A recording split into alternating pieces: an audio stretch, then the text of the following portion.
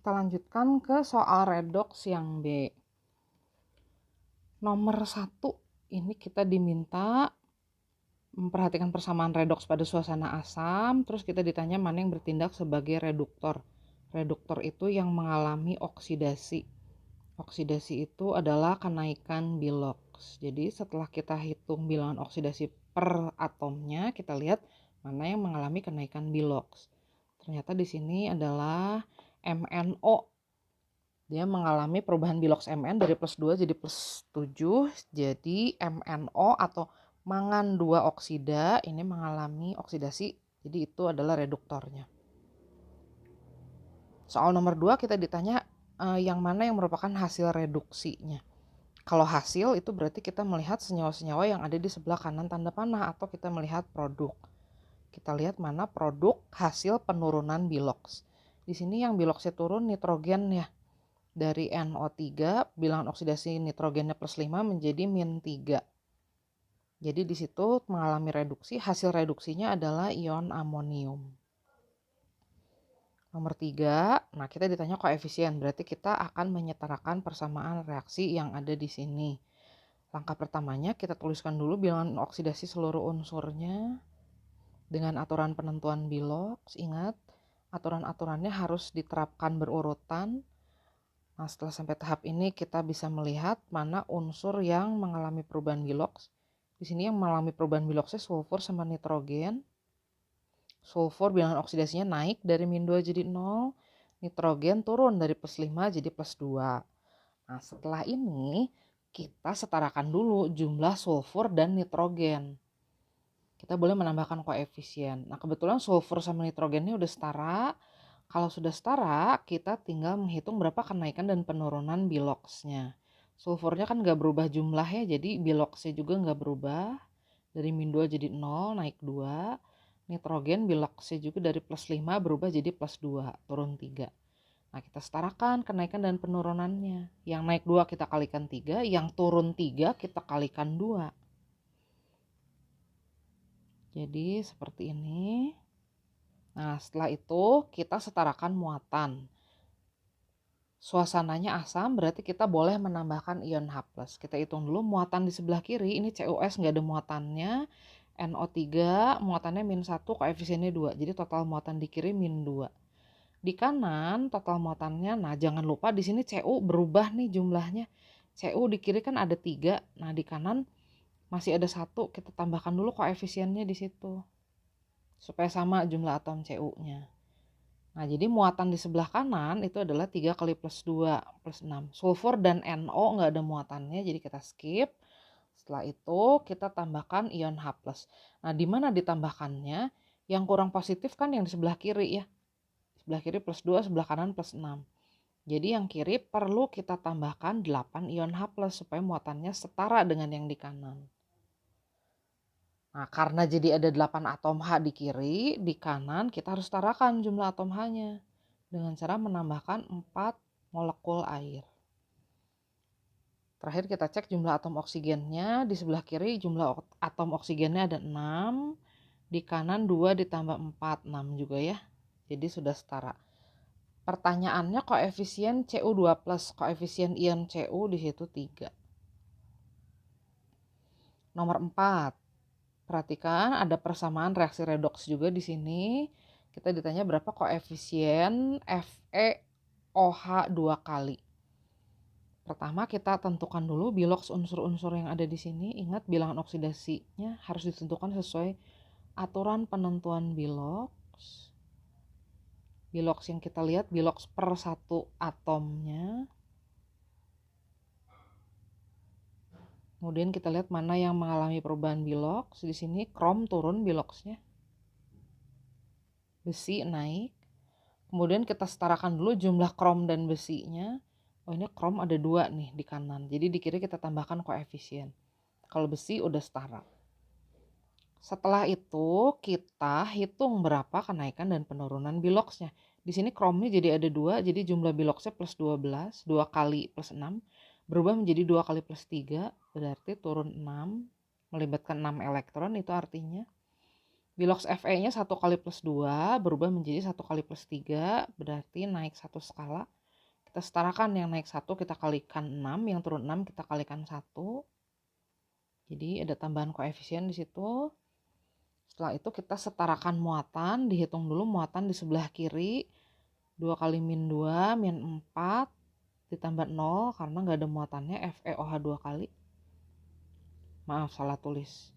Min 4 harusnya. Muatan di sebelah kanan nggak ada yang bermuatan, jadi 0. Karena suasananya basah, jadi kita boleh menambahkan ion OH- di pihak yang kurang muatan negatif. Jadi kita tambahin aja 4 OH- di kanan. Setelah itu kita setarakan jumlah atom H. Hitung jumlah atom H di sebelah kiri, ini 6 kali 2, 12. Jumlah atom H di kanan 6 kali 3, 18, ditambah 4.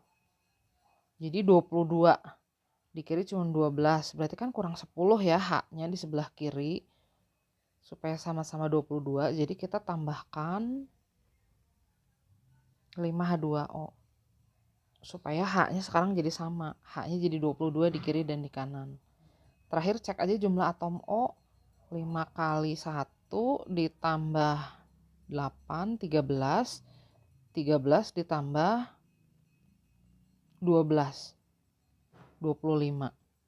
Di kanan 3 ditambah 18, 21, 21 ditambah 4, 25. Jadi udah setara. Nah, setelah disetarakan, koefisien padatan FeOH 2 kali atau besi 2 hidroksida adalah 6.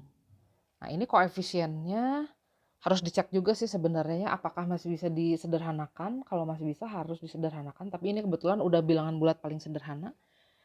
Jadi nggak perlu disederhanakan lagi ya. Koefisiennya 5, 2, 6, 1 nggak usah ditulis, 6, 4. Udah nggak bisa disederhanakan lagi, jadi gitu aja. Nomor 5, perhatikan persamaan reaksi redoks pada suasana basa berikut ini.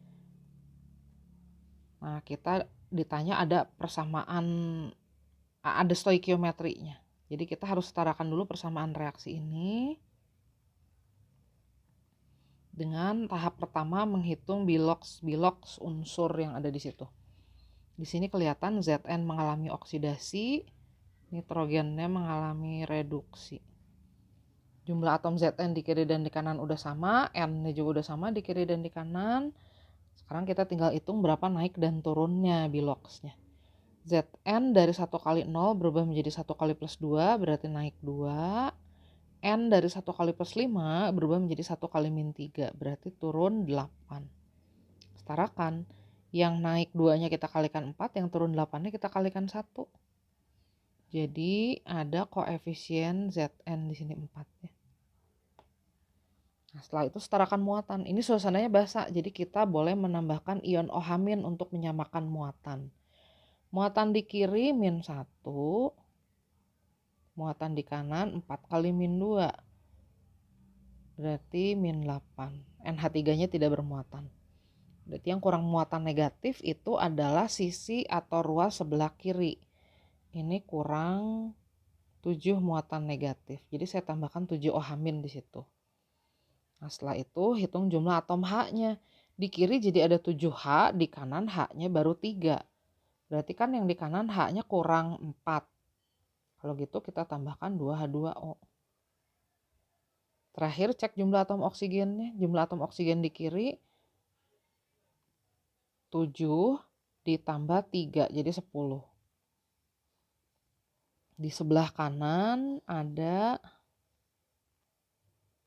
8 tambah 2, 10 juga.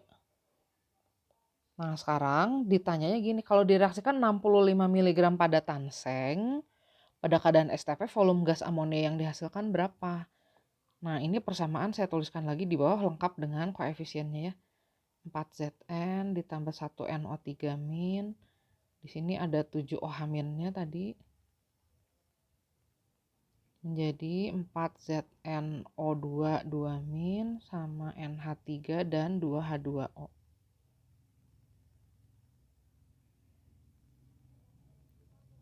Nah, di sini ada stoikiometrinya. Kalau kita hitung padatan sengnya 65 mg, AR-nya 65, berarti Zn-nya itu 1 milimol. Ingat jumlah mol massa dibagi mR. Nah, kalau Zn 1 milimol, NH3 berarti jumlah molnya hanya seperempatnya. Karena koefisiennya 1:4. Ini 1, ini 4. Nah, kalau ditanya berapa volume NH3-nya, volume pada keadaan STP berarti jumlah mol dikali 22,4. Jadi 0,25 dikali 22,4. Jadi jawabannya 5,6, satuannya mililiter karena tadi molnya juga dalam milimol. Oke, nomor 6.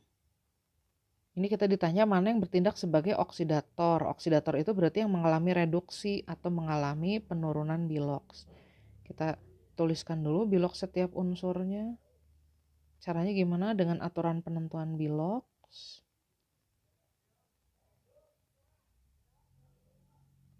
Nah, yang mengalami reduksi di sini kelihatan adalah H2SO4. Biloks S-nya turun dari +6 jadi -2. Jadi H2SO4 itu adalah oksidator. Berikutnya, kita ditanya koefisien H2O, berarti kita harus menyetarakan persamaan reaksi yang ada di sini. Langkah pertamanya, tuliskan dulu bilangan oksidasi seluruh unsurnya. Ingat bilangan oksidasinya per 1 atom.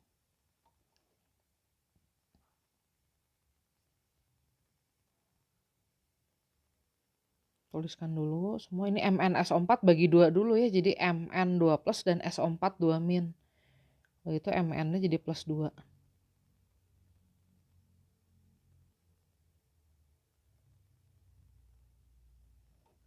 Nah, kita ditanya koefisien H2O ya. Oke, langkah berikutnya kita tentukan mana unsur yang bilangan oksidasinya berubah.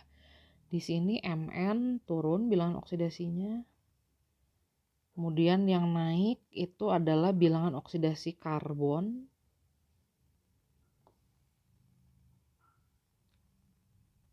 Oke, kemudian kita setarakan dulu jumlah atom Mn dan C-nya. Mn-nya kebetulan udah setara. C-nya kita setarakan. Terus kita hitung kenaikan dan penurunan biloksnya. Mn dari +7 berubah menjadi +2, berarti turun 5 skala. C dari 2 kali +3 atau +6 berubah menjadi 2 kali +4, berarti naik 2 skala. Yang naik 2 kita kalikan 5, yang turun 5 kita kalikan 2.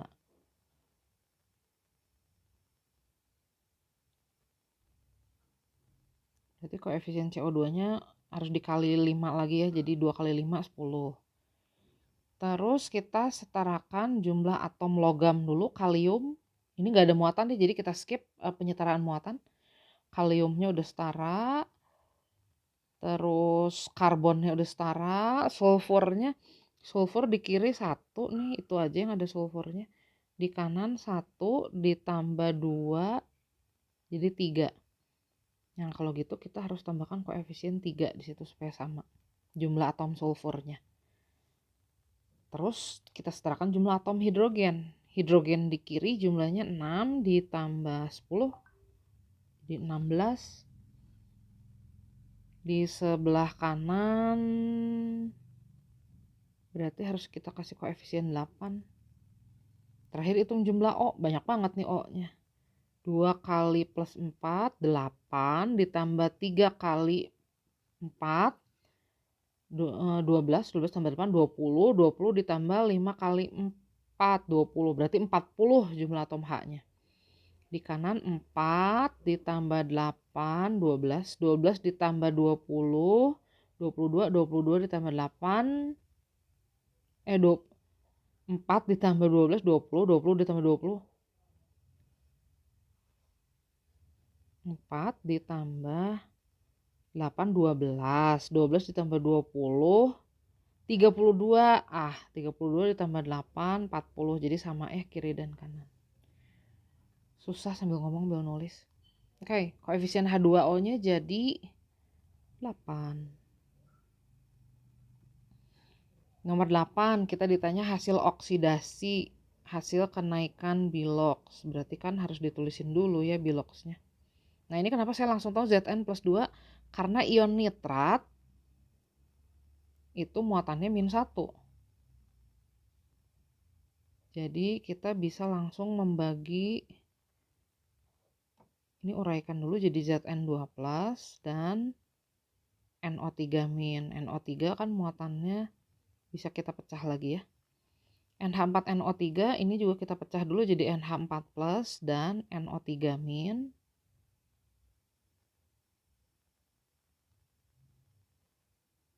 Kalau H2O nggak usah ya, bisa langsung. Nah, hasil kenaikan biloks kita lihat aja yang biloksnya naik itu yang mana. Kan Zn biloksnya naik ya. Kalau N biloksnya turun. Jadi yang berperan sebagai hasil oksidasi zinc nitrat. Oke, kita lihat lagi persamaan reaksi ini. Kita tulisin dulu biloksnya.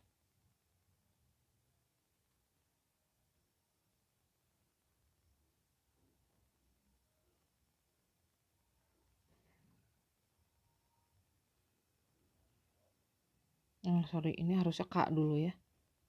K dulu +1, terus O, terus baru I. Nah, ini yang berubah biloks itu adalah unsur I. I dari -1 berubah menjadi +7, ini mengalami oksidasi. Kemudian Cr juga mengalami oksidasi. Yang reduksinya di sini klor. Nah, apakah reaksi ini disproporsionasi? Kalau disproporsionasi, reduktor dan oksidatornya harus sama. Ini reduktor dan oksidatornya nggak sama ya. Reduktornya ini CRI3, oksidatornya Cl2. Jadi bukan autoredoks atau bukan disproporsionasi. Hasil oksidasinya memang ada 2, K2CrO4 dan KiO4, betul. Oksidatornya adalah Cl2, betul. Cl2 mengalami reduksi, jadi dia adalah oksidator. Jadi yang betul nomor 2 dan 3. Terakhir nomor 10, kita harus menyetakan lagi persamaan reaksi dulu ini karena ada hitungannya yang akan ditanya.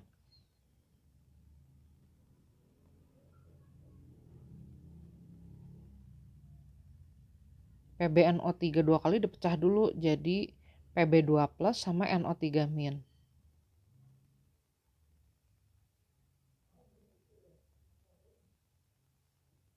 Kita lihat yang berubah biloks itu ternyata Mn mengalami kenaikan biloks. Kepanjangan garisnya.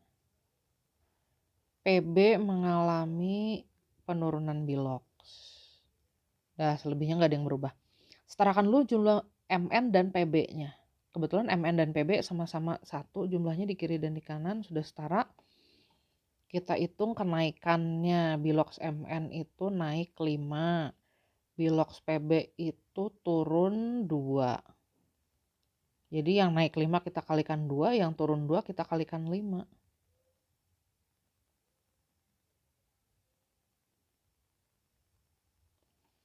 Setelah itu karena nggak ada muatan, kita langsung setarakan dulu jumlah atom logam, Pb-nya udah sama, Mn-nya udah sama. Kita setarakan jumlah atom non logam, nitrogen, kita hitung dulu. Nitrogen di kiri 1. Di kanan ada 5 kali 2, ada 10. Udah, ini harus dikalikan 10. Terus hidrogen di kiri jadi ada 10, di kanan 2 ditambah berapa nih supaya 10? Harus ditambah 8, jadi itu koefisiennya 4. Terakhir O, 2 ditambah 10, 12, ditambah 30, 42 O-nya. Di kanan 8 ditambah 30, 38 tambah 4, 42 juga ya. Sudah setara. Nah, kalau direaksikan 5 mol PbO2 koefisiennya 5. Molekul airnya berapa mol? Nah, molekul air koefisiennya itu 4, PbO2 5. Jadi jumlah mol airnya 4/5 dikali 5 sesuai perbandingan aja ya. Jadi 4 mol airnya.